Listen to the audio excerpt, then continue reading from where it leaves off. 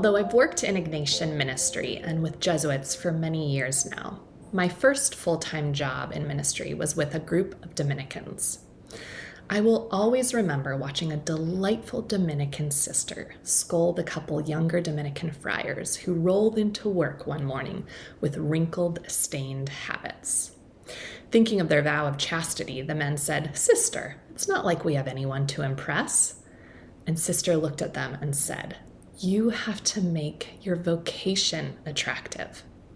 She took very seriously that her call as a religious was to witness a life of joy, to make that vocation attractive to those around her. In a way, she was proclaiming something deeply resurrectional, that how we live in our bodies now matters, that joy and beauty and care are not superficial, but signs of the life God is bringing to fulfillment. When we witness joy, when we model love, when we advocate for justice, we give a hint of resurrection glory.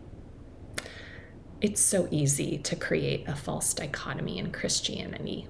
The body doesn't matter, the soul does. This world is depraved, everything in heaven will be redeemed. But in 1 Corinthians 15, Paul pushes back on that idea. He writes about a body that is sown perishable and raised imperishable, not discarded, but transformed. With too strong a dichotomy, we don't take seriously the possibility for the kingdom of God to break into this world. We forget that we believe in a God who lived in a body, who nursed from a woman's body, who touched and healed suffering bodies.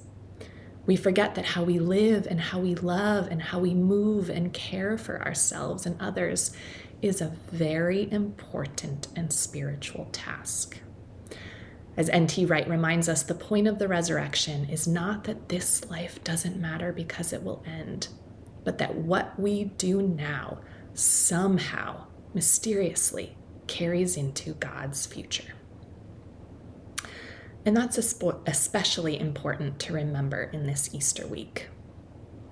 German theologian Johann Baptist Metz has a powerful reminder that Easter Sunday has not come for everyone. So much of our world lives in a Holy Saturday experience because of war, poverty, injustice. And this is where resurrection faith becomes more than an idea.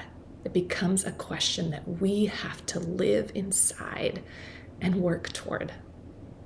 I have personally had to grapple with that myself this year. I am in the midst of a long treatment for cancer. What does Easter joy look like while I still feel like I'm living Lent?